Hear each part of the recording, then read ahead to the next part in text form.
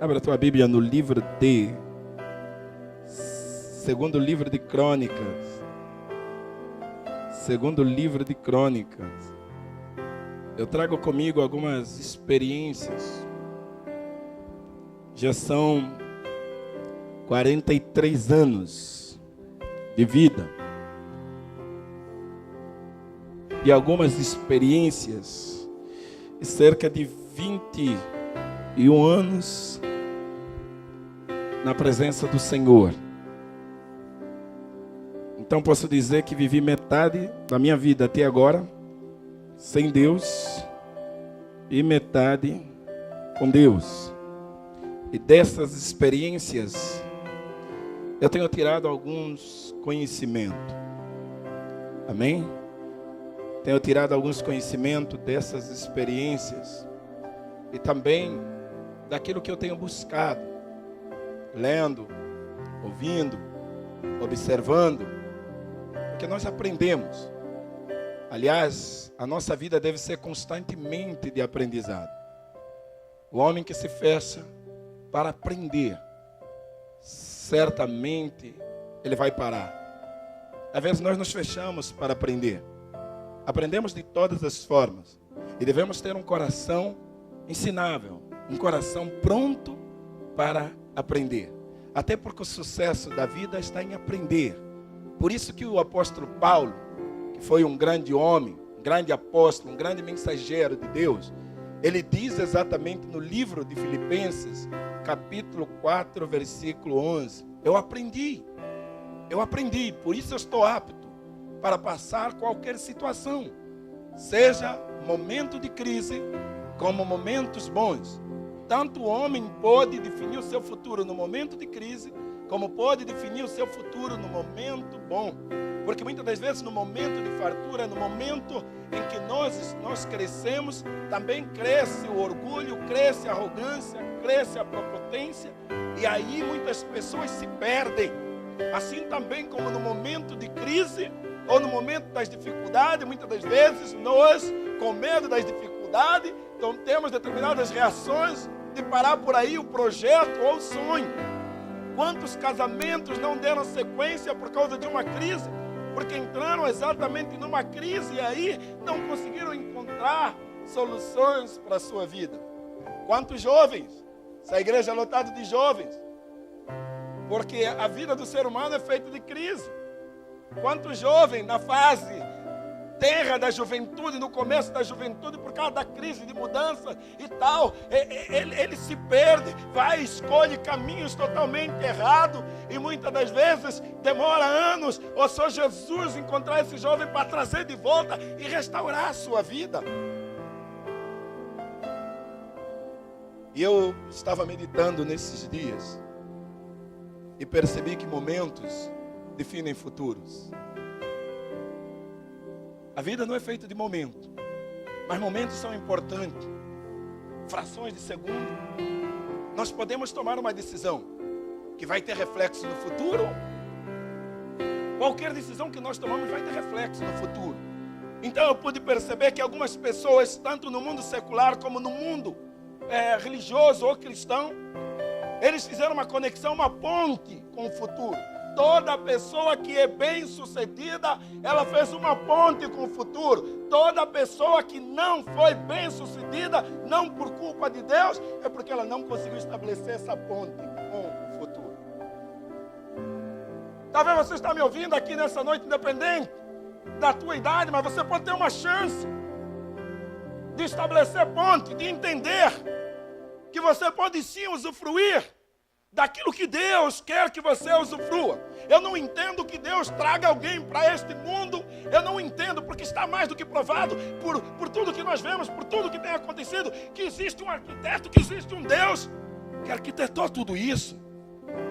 E principalmente você, esse ser bonito, esse ser inteligente, esse ser que é agente de mudança, de progresso, de transformação, de conquista. Principalmente você. Que Deus faça você, ou fez você, para você não dar em nada. Eu não acredito. Prova disso somos nós. Eu tenho hoje 2 filhos.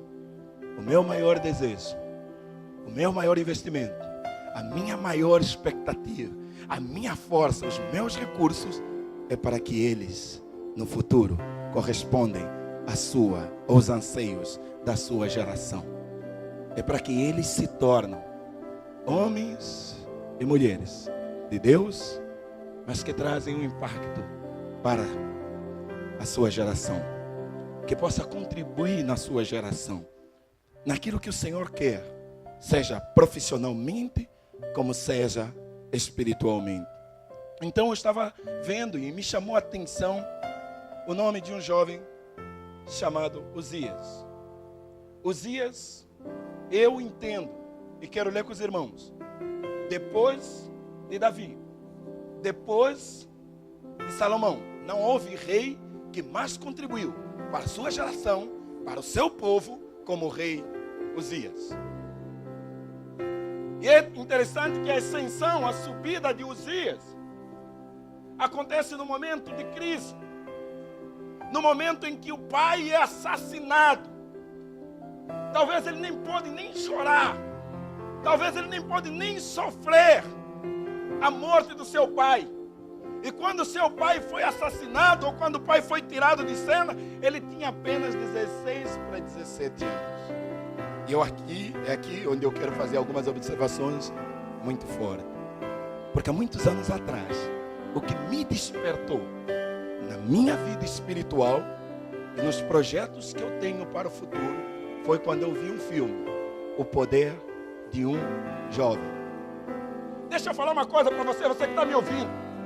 Em todas as eras da nossa história, aqueles que fizeram revolução, que trouxeram mudança, progresso, todas as mudanças, todas as revoluções começaram com jovens. Quantos jovens que nós temos aqui com menos de 90 anos, diga glória a Deus. Olha para o teu irmão e diz assim: você é um jovem chamado para mudanças em o nome de Jesus. Se você parar um pouco e olhar exatamente para um vídeo acerca da nossa cidade de 10 anos atrás, você vai ver que houve mudança. Você vai ver que houve mudança na forma das casas. Você vai ver que houve mudança exatamente na roupa das pessoas. Você vai ver que mudamos para melhor. Sabe por quê? Porque o homem é um agente de mudança. Eu não posso entender alguém que sai ano, passa ano, continua a mesma pessoa. Eu não posso entender. Eu estava fazendo um estudo, até engraçado. Uma vez eu ouvi o Tiago falando sobre o pastor Márcio Valadão, que pregou lá na casa de Zadok, sobre pastores de jumento, apacentar jumento. E eu comecei, a nutrir isso. Falei, meu Deus, que interessante, me chamou a atenção. E eu percebi exatamente, havia em Samaria um grupo de pastores que apacentava porco. Sabe quem é o porco? Porco é aquele que mais que você o limpa, ele volta exatamente para a lama. Existia naquele tempo manilha, era um grupo de cachorros, existia pessoas exatamente que cuidavam desses manilhas, ou seja, pastores exatamente de cachorro. Sabe quem é o cachorro? É aquele que volta para o seu vômito. Existia o rei Saul. Rei Saul, quando Deus encontrou ele, era pastor de quê? De jumento. Mas existiu Davi. Davi foi pastor de ovelha. Davi foi pastor de ovelha. E Deus nos chamou para nós termos pastor de ovelha. Infelizmente, irmão, entenda. Infelizmente, hoje dentro das igrejas existem grupos de jumento. Sabe quem é o jumento? É aquele cara que só tem isso aqui. Teimoso. Você fala, mas ele não quer ser dirigido por ninguém. E existem aqueles que são cachorro. A Bíblia diz que os cães ficarão de fora. Quem são os cães? O cão é aquele que volta para o seu próprio vômito. Nós um dia fizemos uma confissão, mas muitas das vezes voltamos exatamente para o nosso próprio vômito. E existem aqueles que a Bíblia diz, por isso que a Bíblia diz, não dê pérola aos porcos. Sabe o que é pérola? A palavra de Deus é pérola, é joia. Mas muitas das vezes nós estamos dando pérola aos porcos. Por isso que eu disse, eu não posso entender que sai ano, entra ano, continuamos a mesma pessoa. Nem Deus aceita isso. Imagine só, aqui tem gente que tem muito mais experiência do que eu. Gentes que são empreendedores, gentes que são líderes. né? Por exemplo, nossa região aqui, Canaviera, né? Que a safra é de 7 a 8 meses. Depois tem 3 ou 4 meses parado. Aí começa a se alistar novamente, né? Tá vendo ali o Marquinhos?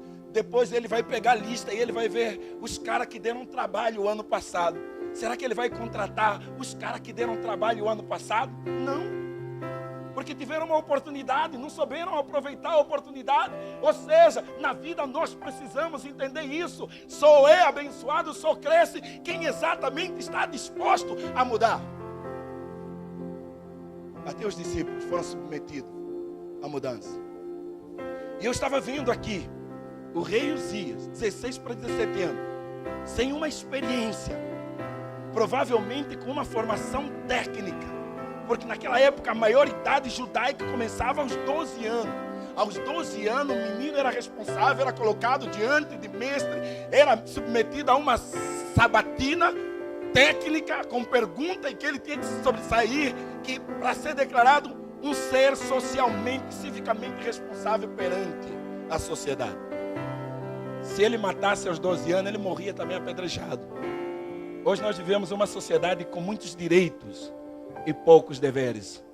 O cara de 16 anos mata, não é verdade? Ele mata, mas ele não vai preso como ele deveria ser preso. Estamos tirando a responsabilidade, mas Deus nos impute responsabilidade. E deixa eu falar uma coisa para você. Deus te deu um presente maravilhoso, a tua família. Família se inicia exatamente com filhos. Amém? E quando Deus nos deu os filhos, nos deu para que eles alcancem o alvo. Deus vai cobrar cada um de nós aquilo que Ele nos deu. Onde estão as mães que têm orado pelos filhos? Onde estão as mães que têm clamado pelos filhos? Onde estão os pais que têm sido referência para os filhos? Aonde? Querida, o primeiro item de uma formação é referência, modelo. Sabe por que muitos jovens hoje, tanto menina e menino, não querem casar? Porque eles viram que o casamento heterossexual é um casamento conturbado. É só disputa, é só briga. E o diabo hoje tem trabalhado em cima disso. O grande erro, querido, é quando nós brigamos na frente dos nossos filhos. O grande erro, nós não sabemos exatamente o que nós estamos fazendo. Sabe por que muitos filhos de crente hoje não querem vir exatamente para a igreja? Porque a igreja se tornou um clube social. A igreja se tornou exatamente um lugar onde as pessoas vão apenas representar. E eles ficam olhando assim: eu vou para a igreja. Eu vou para a igreja. Há uma grande responsabilidade sobre nós. Eu gosto de um escritor que disse assim: que a tua vida seja uma Bíblia, que as pessoas ao olharem para a tua vida possam ler a Bíblia na tua vida. Sabe quem são as pessoas que mais deveriam ler a Bíblia em nós? Os nossos filhos. Os nossos filhos. O rei Uzias, olha só, capítulo 26, versículo 7. Deus o ajudou contra os filisteus, contra os árabes que habitavam em Gurbaal, e contra os menitas. Os amonitas deram presente a Uzias, cujo renome se espalhara até a entrada do Egito. Olha o renome, olha o nome de Uzias, ainda muito cedo, porque se tinha tornado extremo forte. Também edificou Uzias torre em Jerusalém, porta da esquina e porta do vale, a porta dos ângulos, e as fortificou. Torre, nós falamos de construção. Torre, nós falamos hoje de prédio. Sabe, como aquelas duas torres gêmeas que foram derrubadas. Sabe, quando falamos de torres, estamos falando aqui na Bíblia, naquela época, devemos considerar isso. Estamos falando de grande tecnologia, já na era da construção. Não houve nenhum outro rei que investiu tanto em construção de cidades modernas, casas modernas, como o rei Uzias. O rei Uzias é alguém que aqueceu a economia do seu país, investindo em construção. E a Bíblia diz no versículo 6 também, edificou torres no deserto. E cavou muita cisterna, porque tinha muito gado. Também nos vales, nas campinas, tinha lavradores e vinheteiros, nos montes e nos campos férteis, porque ele era amigo da agricultura. Agronegócio.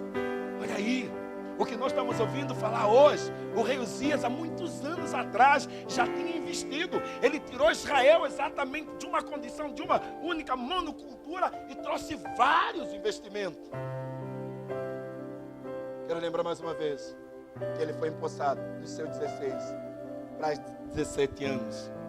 E a Bíblia diz, tinha também o rei Uzias um exército de homens destros nas armas, que saíram à guerra em tropas segundo o rol feito pelo escrivão Jeiel. E Mazeia, oficial sob a direção de Anás, um príncipe do rei. No versículo 15, fabricou em Jerusalém máquinas de invenção de homens péritos, destinado para as torres, canto das muralhas, para atirarem flecha e grandes pedras. Divulgou-se a sua fama até muito longe, porque foi maravilhosamente ajudado até que se tornou forte. O cara conseguiu investir em tecnologia. Naquela época nenhuma outra nação. E eu fiquei me perguntando como um jovem de 16 para 17 anos foi tão bem sucedido. Então foi quando eu comecei a me lembrar do filme que eu assisti, O Poder do Jovem. E quando eu comecei exatamente a mergulhar na história e entender que todas as revoluções que vieram vieram para os jovens. Olha, há uma área hoje no Brasil que tá crescendo muito no mundo, sabe, de tecnologia, da internet, os apps hoje, que está tornando os jovens milionários, porque os jovens estão sempre procurando uma oportunidade. O jovem tem anseio. O jovem não vê distância, o jovem não vê dificuldade. Onde estão os nossos jovens? Onde estão os jovens hoje? Hoje, infelizmente, na nossa nação, os jovens estão sempre esperando uma oportunidade de herdar a herança dos pais. É triste ver que uma boa parcela dos pensionistas estão endividados por culpa dos seus filhos. Porque os pais estão fazendo empréstimo, para filho de 30, 40, 35 anos. Ele que sobrevive de uma pensão.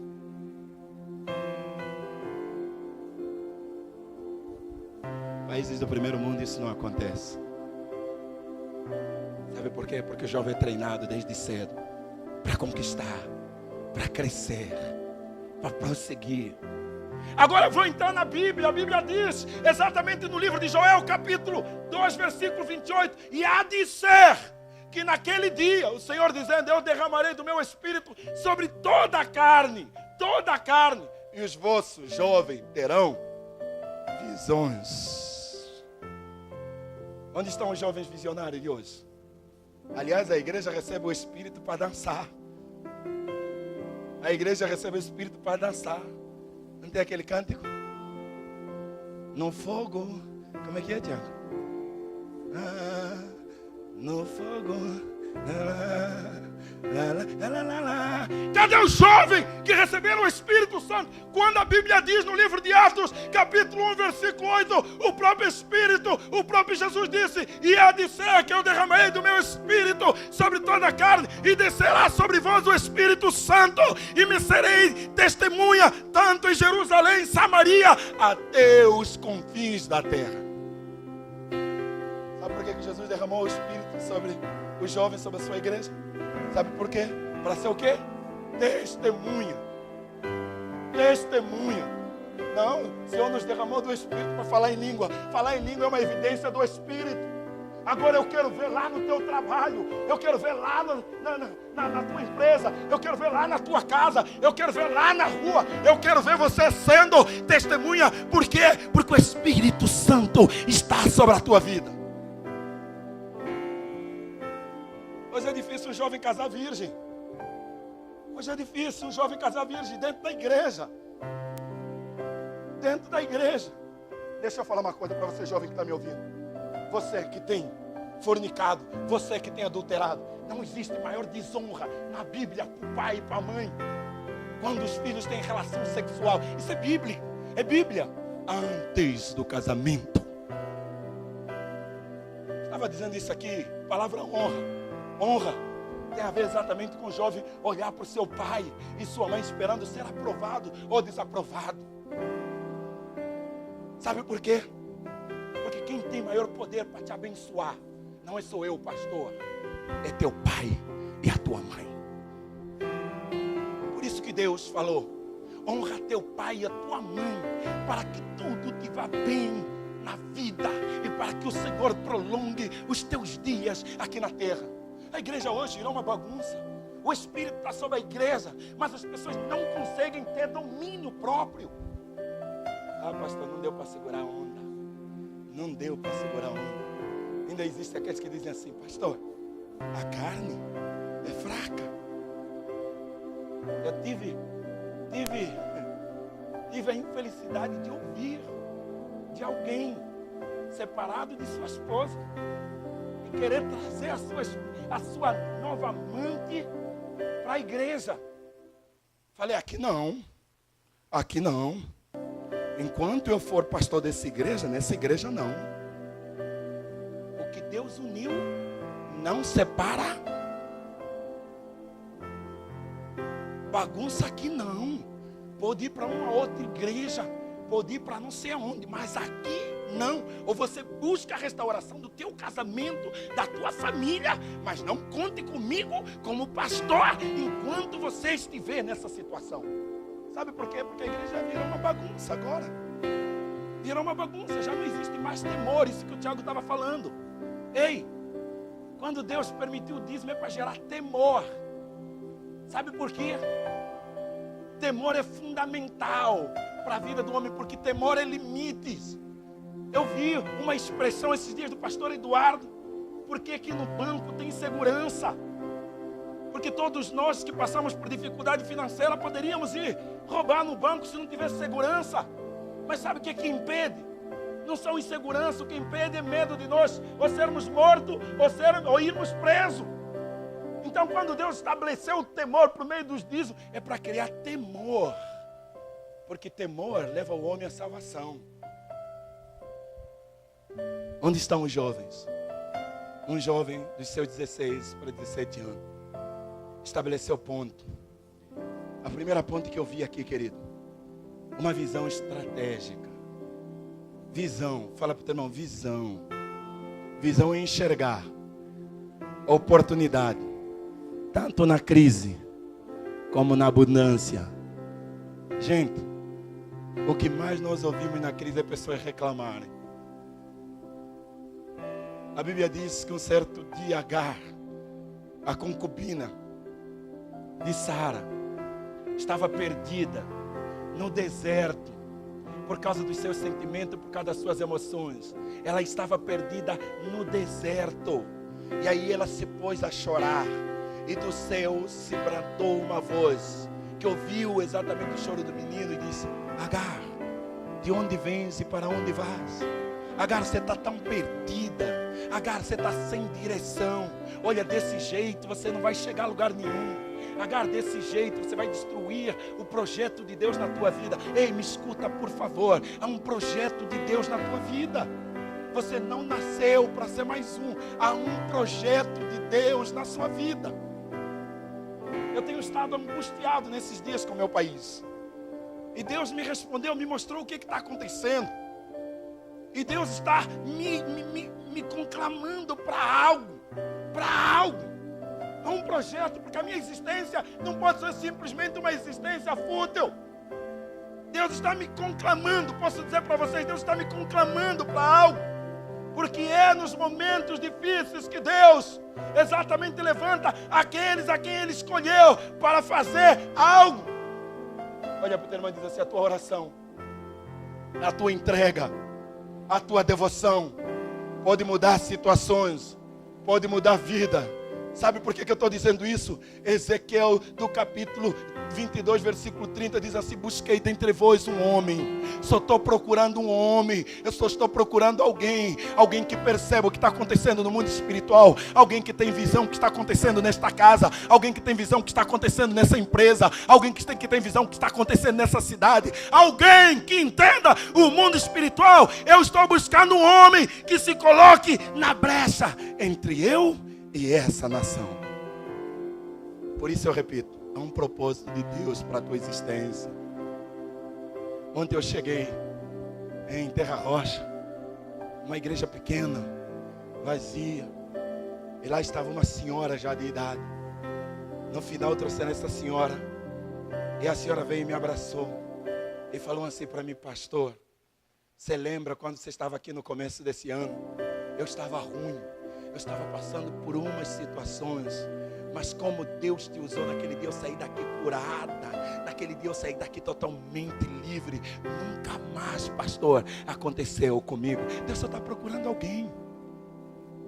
E há de ser que eu derramarei do meu espírito sobre toda a carne, e os jovens terão visões. Ei, querido, está nas tuas mãos. O que Deus tinha que fazer já fez. Diga para o teu irmão: o que Deus tinha que fazer já fez. Está nas tuas mãos. Sabe por que eu estou dizendo isso? Jesus na cruz, Ele disse: tudo está consumado. Tudo está consumado. Olha, a primeira visão estratégica está aqui no versículo, deixa eu ver aqui, no versículo 5. No versículo 2, perdão. No versículo 2, diz assim: Ele edificou a Elato e restituiu a Judá, depois que o rei descansou seu pai. Depois que o seu pai foi exatamente assassinado, ele não teve nem tempo para chorar. Ele olhou exatamente para o projeto que o pai deixou. Ele olhou para a nação. Ele sabia exatamente quem era pai. Porque diz a Bíblia que Uzias fez tudo conforme o pai fizera antes. Ele falou: eu preciso dar continuidade a esse legado.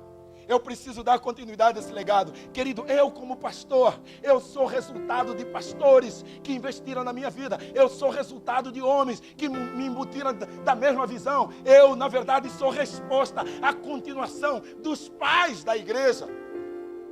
É aí onde a igreja tem se perdido. Continuidade, continuação. Deus começou com os 12. E os 12 vieram para 120, 500. 500 foi alcançando as nações, até chegar eu e você. Diga para o teu irmão: nós somos a continuidade. Há uma responsabilidade sobre a tua vida e sobre a minha vida. Eu estava fazendo um estudo. A cidade de Elato pertencia exatamente no Golfo Pérsico, perto de Acabe. Abria uma saída para o Mar Vermelho. E era um porto estratégico para o comércio com o sul da Arábia e com o país de Ofir, que é o país do ouro. Ouro significa dinheiro. Como é que um governo ia exatamente se manter ou ampliar seus projetos sem dinheiro? Esse jovem, desde cedo, visão. Fala: meu Deus, eu preciso conquistar aquela cidade e colocar de volta, ajudar, porque abre, é uma cidade portuária, e naquele tempo o comércio, as trocas eram exatamente nos portos, porque não havia aeroporto. Então ele abre para as terras de Ofir, olhando, atentando exatamente para os recursos. Por isso que ele fez investimento na agricultura, por isso que ele fez investimento na pecuária, por isso que ele fez investimento na tecnologia, por isso que ele fez investimento na construção. Sabe por quê? Porque ele teve uma visão estratégica. Eu vou te falar, Jesus teve uma visão estratégica.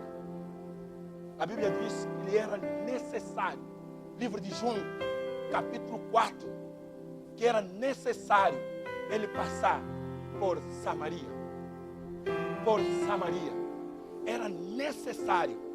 Por que era necessário? Samaria foi muito importante para exatamente a evangelização das terras dos gentios. Por isso que muitos mestres abriram mão de Samaria, mas Jesus não abriu mão de Samaria. O primeiro contato que ele teve nas regiões exatamente dos gentios foi quando ele liberta exatamente um gadareno, que Mateus fala dos gadarenos. E os gadarenos lá, para nós vermos que era gentio, a atividade da própria nação estava baseado na criação de porco. E para judeu, porco era um animal imundo.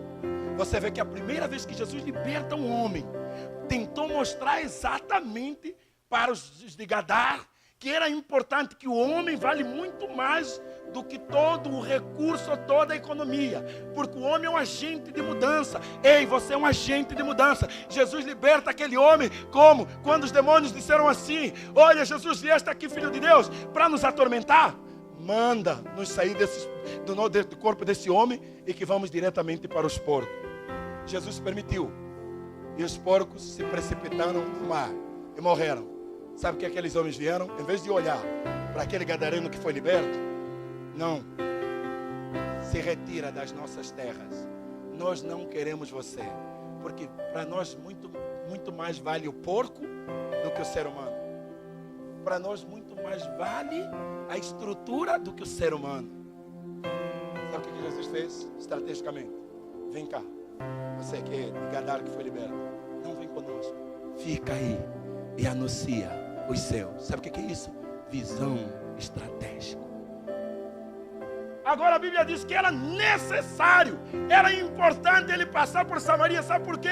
Porque ele achou uma samaritana. E quando ele investiu na vida daquela samaritana, aquela samaritana foi e trouxe toda a multidão dos samaritanos para o Senhor. Porque Jesus sabia que os discípulos, com o preconceito que tinha, não iriam entrar em Samaria. Por isso que ele tomou Samaria a partir de uma pessoa. Isso é visão estratégica. Sabe o que é visão estratégica? Sabedoria. É sabedoria. Sabe o que nos falta hoje? Sabedoria. Tem gente que fala assim: olha, vou te falar um negócio, pastor, eu sou desse jeito. E aquilo que Deus fala comigo, eu falo para o Senhor. Eu esse dia estava falando para um jovem. Você precisa ter cuidado quando você fala com os teus superiores. Você precisa ter cuidado quando você fala com os teus superiores. Um patrão, ele pode falar para o empregado: vem cá agora. Mas o empregado não pode falar isso. O patrão, você já viu o empregado chamar o patrão: vem cá agora. Sabe o que ele vai te falar? Passa lá no RH, que você já era. Isso é falta de sabedoria. Sabedoria, já disse isso aqui várias vezes, é a forma correta. O marido, muitas das vezes, no seu exceder, ele pode falar firmemente, ou até gritando com a esposa. A esposa sábia, amém? Quantas esposas estão me ouvindo? A mulher sábia. Não, essa igreja não sabe. A mulher sábia. Não. Satanás ainda não ouviu. A mulher sábia e a tola. Por que muitos lares estão sendo destruídos? Deus já fez a mulher idônea. Sabe o que é capaz? Cara, quando a Angélica engravidou da Elissa, foi o período que eu mais valorizei minha esposa. Porque eu tinha que lavar, eu tinha que passar, eu tinha que cozinhar, eu tinha que limpar. E ela todos os dias fazendo a mesma coisa. Eu falei: meu Deus, como alguém consegue fazer todos os dias a mesma coisa? O homem não aguenta. Porque o homem não é idôneo. O homem não é capaz. A mulher foi dotada exatamente de uma força interior. E à noite ela ainda tem que aturar o cavalo. Amém ou não? É verdade. Amém ou não? Ali eu aprendi. Falei: rapaz do céu, não posso viver sem ela. Mulher sábia edifica a sua visão estratégica, é sabedoria. Sabe? Nenhum homem aceita que a mulher fale com ele como macho. porque afronta na sua masculinidade. Nenhum homem aceita a mulher com o dedo ríspido assim na cara do homem, porque está afrontando. Ei, a mulher entende, homens, a mulher entende o amor como afeto, não é atenção. É a forma da mulher entender o amor. E o homem, respeito. Por isso que o homem está sempre dizendo assim: me respeita, porque é a forma que ele entende o amor. Mas tem mulheres que faltam com respeito aos seus maridos. Quer ver, eu estava falando esse dia num casamento. Hoje é muito comum mulher casada veste-se como solteira. Mulher casada mostrando demais. Isso é falta de respeito com o teu marido, porque a Bíblia diz que o corpo já não é teu. O corpo já não é teu. O homem se vê nisso, se desrespeitado. O que tem hoje de mulheres crentes vestindo, casada vestindo como se fosse solteira. Por isso que muitos casamentos estão acabando. Aí vai a mulher e fala assim: quem é você para mandar em mim? Minha filha, aliança. Aliança. E é uma aliança que não se desfaz. Fala para o teu irmão: não se desfaz. Passou o mar vermelho, fechou, já não tem caminho de volta. Estou sofrendo, chora chora perante o pai. Chora, fala: pai, transforma esse sapo em príncipe. Pai, transforma esse cavalo em cavaleiro. Oh, Tiago é um cara transformado. Glória a Deus. Querida, a primeira coisa que ligou ponte para o futuro, no sucesso do rei Uzias, foi visão estratégica. Segundo, está aqui, versículo 5. Versículo 5 diz assim: propôs-se a buscar a Deus nos dias de quem? Nos dias de quem? Zacarias, que era homem sábio nas visões de Deus. Nos dias em que buscou o Senhor, Deus o fez mentor. Não se chega a lugar nenhum sem um mentor. Na vida profissional você precisa de um mentor. Sabe, o que me fez gostar exatamente de estudar foi um mentor, um irmão meu. O cara era muito inteligente. E aí ele era meu modelo. Era o cara que me falava: senta aqui. Olha, entende? Quando você junta essa palavra que você ir para a escola, quando você junta o pé com A dá pá, com T e o O dá pato. Primeira palavra que eu aprendi a ler. Lembro, pato. Primeira palavra que eu escrevi, pato. Por isso que eu gosto de pato. Irmão, eu gosto de pato, eu crio tanto pato. Vocês já descobriram, né? Vocês já descobriram. Mentor. A sociedade que nós vemos hoje, que evoluiu tanto, sabe, foi por causa de quem? De um certo sábio chamado Academos, que começou com as academias, que hoje geraram universidades. Começou na Grécia. Esse homem ou esse filósofo teve a capacidade de reunir exatamente os cérebros e treinar os cérebros. Mentoreado é treinamento de mente, é treinamento de cérebro. É aquilo que Jesus depois ampliou. Discípulo! Discípulo! Deixa eu fazer uma pergunta: você é discípulo de quem? O homem não chega a lugar nenhum sem uma referência. O homem não chega a lugar nenhum sem uma referência, tanto profissionalmente, tanto espiritualmente, até mesmo, querido, como casais. Existem casais que são referência para nós. Existem casais dos quais nós nos inspiramos. Ou você está se inspirando nos casamentos da regra do jogo? Qual é o modelo? Regra do jogo.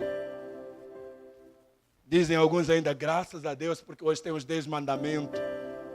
Moisés e Zípora.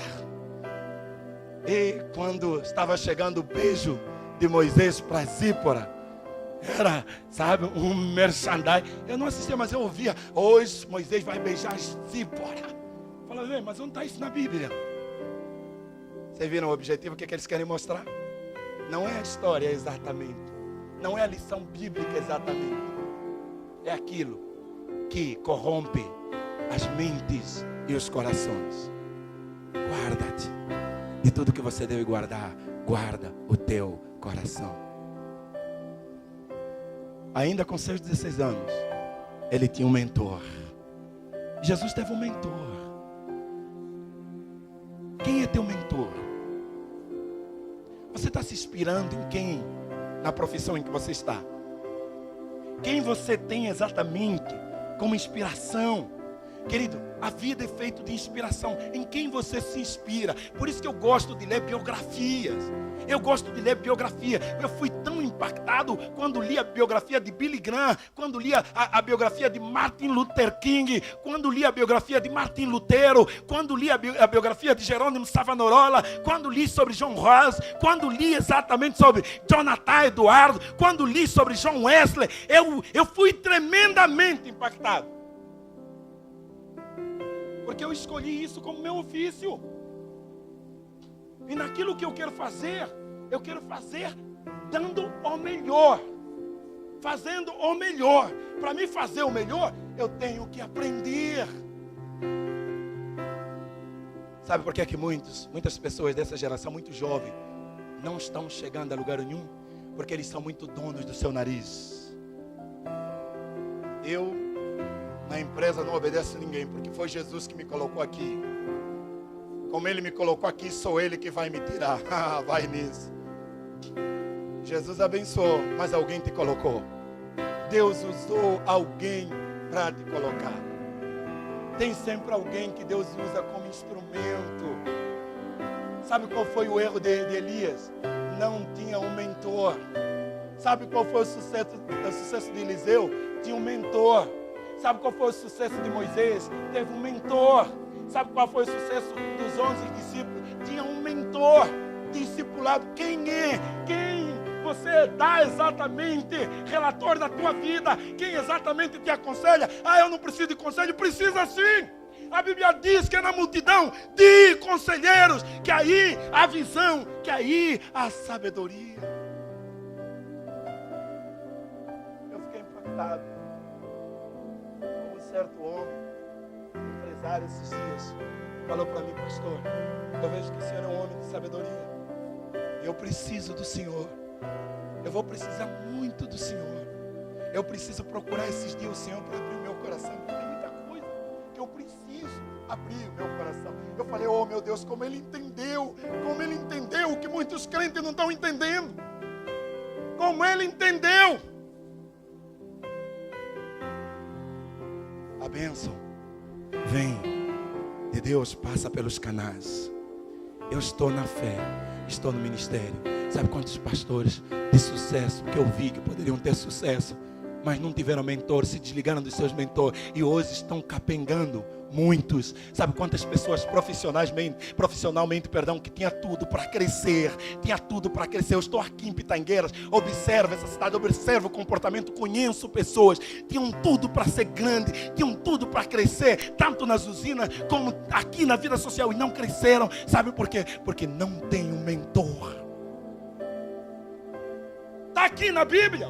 O rei Uzias tinha um homem chamado Zacarias, que era craque, um homem piedoso nas visões de Deus, um homem que conhecia tanto o mundo espiritual como o mundo terreno.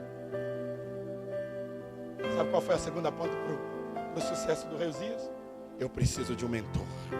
Eu preciso de um discipulador. Eu volto para essa igreja amada do qual nós temos apacentado. Quem é teu discipulador? Quem é tua discipuladora? Quem é teu conselheiro? A quem você recorre para buscar conselhos? A quem? Sabe por quê? Porque nós andamos ouvindo o que o mundo diz. Satanás só quer destruir o propósito de Deus na vida da pessoa. Se conselho fosse bom, o que seria? Seria vendido. Isso é coisa do diabo. Sabe por quê? Porque nenhuma ilha em si mesmo consegue se manter. A estratégia do diabo sempre foi tirar você exatamente daquilo que te liga de Deus. Deus disse assim: quão bom e quão suave que os irmãos estejam. Satanás diz assim: não, você é o cara, você é a resposta. Esses dias alguém me escreveu assim, um pastor, frase do Paul Washington: quando você começar a pregar o verdadeiro cristianismo, o mundo e a igreja vai estar contra você. Mentira. Mentira. Mentira. A verdade sempre foi liberdade. Cuidado com a presunção humana.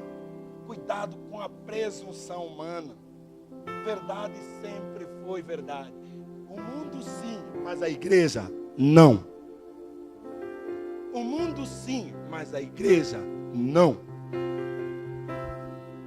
Tem muita gente hoje que se escondem atrás exatamente de uma tendência egoísta, porque nós somos seres tremendamente egoístas. Sabe o que tem acabado com o mundo? É o egoísmo. Um dia um homem me perguntou e eu não soube responder. Ele me perguntou assim: qual é o bem que é mal? Está lá na Bíblia. Há um bem que é mal. Eu parei e pensei. Aí depois ele me disse: até então eu nunca tinha entendido a árvore do conhecimento do bem e do mal. Por que o homem, comendo o fruto da árvore do conhecimento do bem e do mal, ele ia morrer? Foi quando o homem me falou isso, pastor Celso Prado. O bem que é mal é o benefício próprio. Quando você só pensa em você mesmo. Ei, casamento acaba quando você só pensa em você mesmo. Ei, situações terminam quando você só pensa em você mesmo. Ei, você está inserido dentro de um grupo. Você está inserido dentro de uma sociedade. Você está inserido dentro de uma família. Você não pode ser egoísta. O egoísmo é a pior desgraça dessa humanidade. Porque o homem se torna sozinho. Sabe o que destruiu a igreja dos coríntios? Sabe o que destruiu a igreja dos corintianos? Aí todos vocês riem. Dos coríntios, o egoísmo. Começou uma divisão. Eu sou de Paulo, eu sou de Cefas, eu sou de Apolo. E tinha uns que diziam assim: eu sou de Cristo, eu não me misturo. Essa igreja desapareceu. Divisão. Sabe no casamento quando é que a coisa começa a terminar? Meu carro, teu carro, meu dinheiro, teu dinheiro, minhas coisas, tuas coisas. Deixará o homem pai e mãe e se unirá, olha a Bíblia, e se unirá a sua esposa. Não serão mais dois, mas uma só carne. Eu tenho os meus segredos, ele também tem os segredos dele. E casamento vai. Mentor. Diga comigo. Mentor. Ninguém chega a lugar nenhum se não tiver alguém em cima dele. Sabe por que Deus estabeleceu isso? Para parar o nosso ímpeto. Um dia eu tive que ligar para o Bispo Pedro. O Bispo Pedro falou para mim assim: Manuel, eu vou te dar uma direção. A partir de hoje, não ajuda mais tal pessoa. Você está me ouvindo bem? Eu falei: meu Deus do céu, que coisa dura. A minha natureza é ajudar as pessoas. Você está me ouvindo bem? E eu chorando: não ajuda mais tal pessoa. Eu falei: amém, pastor. É duro, mas eu vou obedecer. Sabe por quê? Porque infelizmente eu tenho um coração mole. E as pessoas se aproveitam.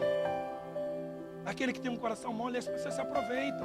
Mas eu precisava de alguém em cima de mim. Alguém que me desse uma direção. E que eu tinha que obedecer a direção. A Bíblia diz no livro de Hebreus, capítulo 5, versículo 8. Mesmo ele, Jesus, sendo filho, aprendeu a obediência pelo que padeceu. O mentor de Jesus foi duro com ele. Você acha que obedecer é fácil? Mas é importante. Não existe bênção sem obediência. Quantos querem ser abençoados? E agora ninguém quer. Quantos querem ser abençoados? Não existe bênção sem obediência.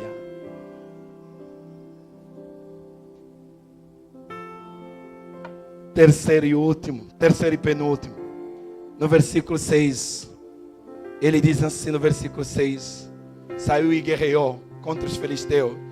E quebrou muros de Gate. Gate, lugar de homens, gigante, com muros altos. Muros, aquilo que são impedimentos. Impedimentos que não permitam que nós passamos para o outro lado. Deixa eu te fazer uma pergunta. Quantos impedimentos há dentro de você? Sabe o que isso quer dizer para mim? Ele era homem de confronto e de ser confrontado. Homens de guerra, homens de batalha, homens de confronto e de serem confrontados. Muitas das vezes nós queremos o confronto, mas nós não queremos ser confrontados. De vez em quando, querido, para um campeão, para um vencedor, é necessário ser confrontado. É necessário que nós sejamos confrontados. Pessoas que não aceitam confronto não vão virar nada, não vão chegar a lugar nenhum. Isso faz parte do treinamento, confronto, meu irmão. Eu esses dias conversando com uma amiga minha de Maringá. Uma amiga minha de Maringá, uma irmã mesmo. Deus me levou a fazer relacionamentos tremendos. E eu falei assim, olha, eu recebi do cara que está escrevendo meu livro algumas informações. E eu quero mandar exatamente para que o pastor Nadab escreva o prefácio. Escreva o prefácio. Porque foi o homem que me confrontou. Foi o homem que Deus ajudou muito para eu ser ainda essa pessoa que sou. Aquele homem não teve piedade, aquele homem não teve dor de mim. Houve um dia que ele disse, pega tudo que é seu e sai daqui, sai desse lugar, sai daqui. Aquilo para mim foi um choque tremendo. E eu fui orar, Deus todo revoltado, ainda jovem, todo revoltado. Ele falou para mim assim, Deus, eu orando, e Deus falou assim, volta lá e pede perdão para ele. Ele está certo. Eu falei, Deus, como é que ele está certo? Ele errou comigo. Não, ele está certo. Ele está certo. Deixa eu falar uma coisa, nem Deus dá moleza para nós. A Bíblia diz que nem mesmo a seu filho ele poupou. Sabe por quê? Porque ele fez o filho e lhe deu o nome que está acima de todo nome. Não se faz um campeão sem um confronto. Não se faz um vitorioso sem um confronto. Como nós temos dificuldade de sermos confrontados. Deixa eu te falar uma coisa. Livro de Tiago, capítulo 5, versículo 16. Confessai uns. Sabe o que é isso? Não é pecado apenas, erro, pecado, conforme nós conhecemos, é religiosamente, é as falhas, é as barreiras intransponíveis do nosso coração. É quando nós sentamos assim e olhamos para alguém e falamos assim, cara, eu tenho uma dificuldade. Olha, minha esposa, eu tenho dificuldade de falar que eu te amo. Eu tenho dificuldade de manifestar amor. Sabe quando é que vem a cura? Sabe quando é que essas barreiras se quebram? Quando nós abrimos o nosso coração. Por isso que o princípio, quando você confessa a Deus, você é perdoado. Mas quando você confessa ao outro, porque é confronto, aí você é o quê? Curado. Olha, interessante. Cura. Por isso que depois do versículo ali, 16 ponto. Depois, ponto, sabe o que parou o assunto? Depois ele continua, porque pôde muito nos seus efeitos a oração de um. Deus levantou pessoas para te abençoar. O teu esposo é uma bênção para você. São poucos deram glória a Deus. Esses irmãos precisam fazer esse seminário mesmo de casamento. O teu esposo é uma bênção para você. Só isso, o teu esposo é uma bênção para você. Cadê as mulheres? Senhor, liberta o coração das nossas irmãs. Estão magoados com os esposos. Vamos fazer aqui. E é uma verdade, irmão. Deixa eu explicar uma coisa para vocês que é Bíblia. Deixa eu explicar uma coisa para vocês. Quando Jesus, isso é bíblico, é princípio, entenda isso. Quando Jesus falou da oração do Pai Nosso, ele disse assim, perdoai as nossas. A tradução mais correta que diz, perdoai as nossas dívidas. Assim como nós perdoamos os nossos devedores. Muitas das vezes nós como marido, quantos maridos estão me ouvindo aqui, diga glória a Deus. Erramos contra a nossa esposa, mas chegamos lá religiosamente assim, você me perdoa? Eu errei contigo. E ela fala assim, eu te perdoo. Mas só que é uma dívida, porque nós quando magoamos, tiramos algo do coração dela ou dele. O que nós precisamos? Pagar a dívida. Como é que se paga a dívida? Dá uma esposa, leva ela para jantar. Comprar um presente do que ela gosta. É verdade. Sabe por quê? Porque você está depositando. Você vai ter crédito. Quando você chegar à noite, você tem crédito. Amém? Agora elas dão glória a Deus. Mas é verdade. Quando eu piso na bola com a minha esposa, sabe o que eu dou? Cartão de crédito. Mas com limite. Com limite. Ainda bem que ela não gosta do cartão de crédito, por isso que eu dou o cartão de crédito. Falo para ela, minha parte eu estou fazendo, tá aí. Mas é verdade, querido. Sabe por que muitos casamentos acabam? Porque nós só pedimos perdão, mas não pagamos a dívida. Não pagamos a dívida. Chega uma certa altura, a mulher já fala assim, Deus, acabou! Acabou! E não há Cristo, não há Cristo, escuta bem, não há Cristo que vai fazer voltar.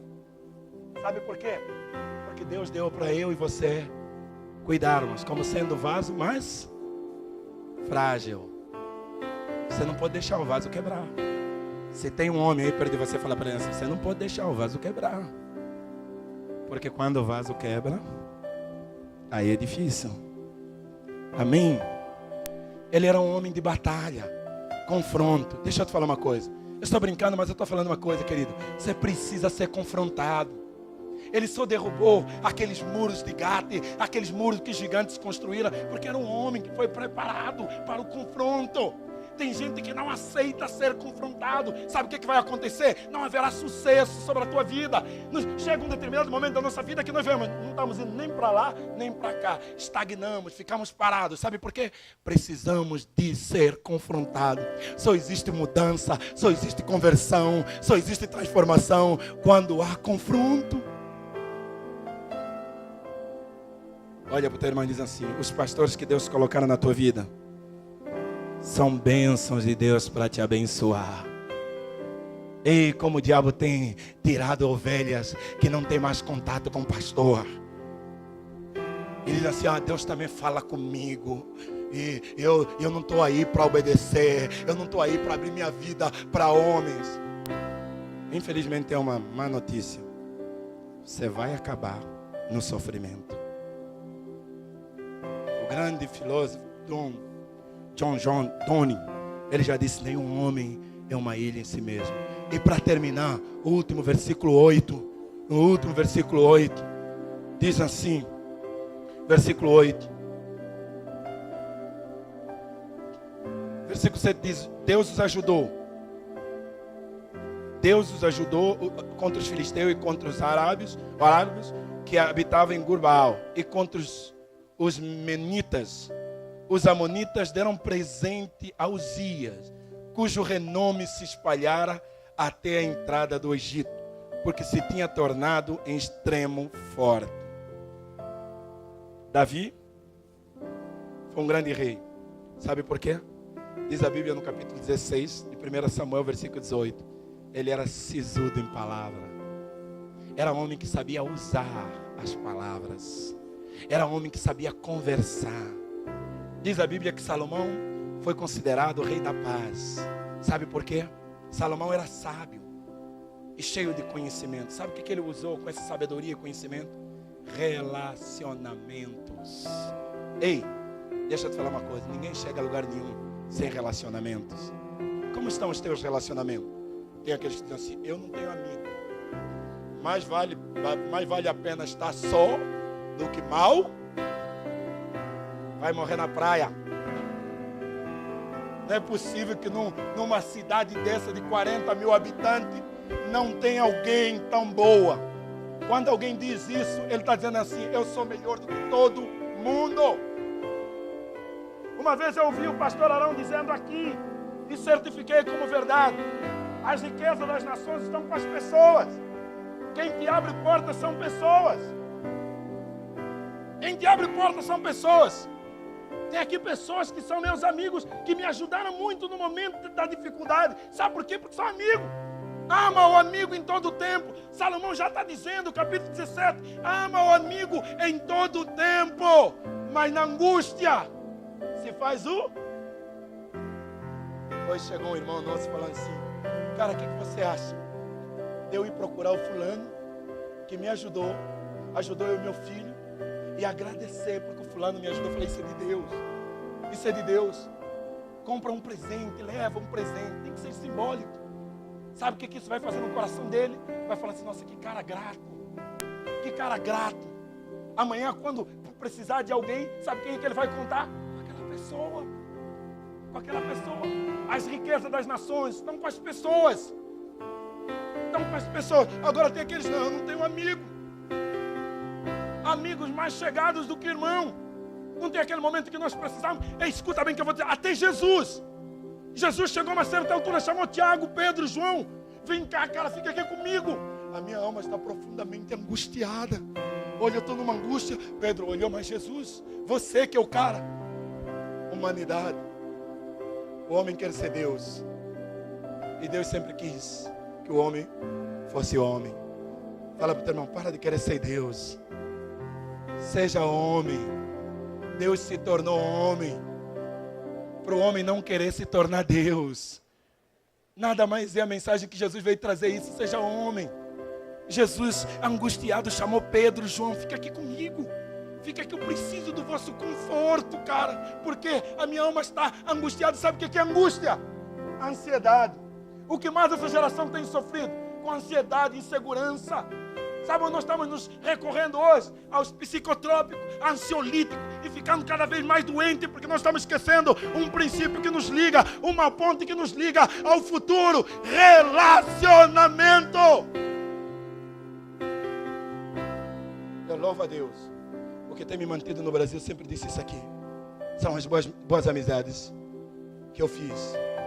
Do Sul, Norte, Rio de Janeiro, São Paulo, Angola. Hoje tem amigo em Portugal, Estados Unidos, África do Sul, com portas abertas. Vem aqui. Esses dias um amigo falou assim, vem aqui, compra uma passagem, só você e a tua família. Tirou a foto da sua casa, sabe, em Cape Town, perto da praia, umas praias bonitas. E ele disse assim, vem aqui, traz você e a tua família. Tem 3 quartos aqui, vem passar férias aqui. Ai, esse dólar. Ai, esse dólar, como eu estou com raiva desse dólar. Eu estou sendo injusto também, já teve um momento que o dólar me ajudou muito, né? Mas quando o dólar estava baixo, ai meu Deus. Mas são os amigos. Quem é teu amigo? Até Jesus disse, não vos chamarei mais discípulos. Se vocês fizerem o que eu vos falo, vos chamarei amigo. Presta atenção no que eu vou dizer. Existe um homem que era amigo de Deus. Abraão. E Deus fez aliança com Abraão. Você pode ver na Bíblia, todas as vezes, no Antigo Testamento, que um descendente ou um estrangeiro citou para Deus o nome de Abraão. Deus de Abraão. Josafá, sabe o que Josafá disse? Deus, lembra do teu amigo, capítulo 20, teu amigo Abraão. Até Deus tem amigos. Ei, você precisa voltar a ser humano. Por isso que esse versículo que eu disse sobre confessar uns aos outros vossos pecados para ser curado, isso é amizade. Tem gente parando no meio do caminho porque não tem amigo. Agora deixa eu te falar um aspecto bom de ser amigo, ou das amizades. Eu não faço amizade com gente pior do que eu. Eu só faço amizade com gente melhor do que eu ou igual a mim. Porque se meus amigos forem pior do que eu, vai me levar lá embaixo. Amigos têm que ser melhor do que eu ou iguais a mim. Daniel tinha 3 amigos. Vai lá e vê o significado dos seus amigos. São homens de fé. Homens de fé. Quem são os teus amigos? Qualquer um pode ser teu amigo. Não! Amigo tem que ser sempre alguém que te leva lá em cima. Amigo é alguém que te abre porta. Amigo é alguém que vai te ajudar. É alguém que você vai ajudar. Tem gente que só tem amigos. Meu Deus do céu. Por isso aquele provérbio é verdadeiro. Me digas com quem tu andas e eu te direi. Anda com gente de fé, você vai ser homem. Anda com gente exatamente que estão progredindo, crescendo, você vai ser homem que cresce, próspero.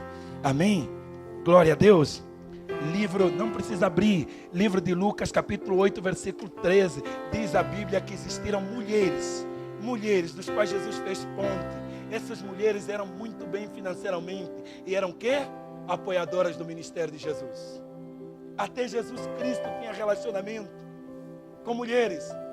Diz a Bíblia no capítulo 10 de Lucas que Jesus tinha uma família que o recebia. Lázaro, Marta e É tão interessante, estava lendo esse livro. Ele foi com os discípulos, mas só ele entrou na casa de Marta, Maria e Lázaro. Sabe por quê? Porque era uma família amiga, que recebiam Jesus, e que lá Jesus podia estar à vontade, poderia descansar. Por isso que é importante criar pontes para o futuro. Às vezes nós lemos sobre o rei Uzias e vemos e falamos assim: nossa, que homem que Deus usou tremendamente. Ele estabeleceu pontes. Está na hora de estabelecermos pontes. Ou está na hora de restaurarmos as pontes. Pontes são passagem. E o presente tem que estar ligado com o futuro. Querido, o meu povo está sendo destruído porque lhes faltou o conhecimento. Baixa a tua cabeça e fecha os teus olhos.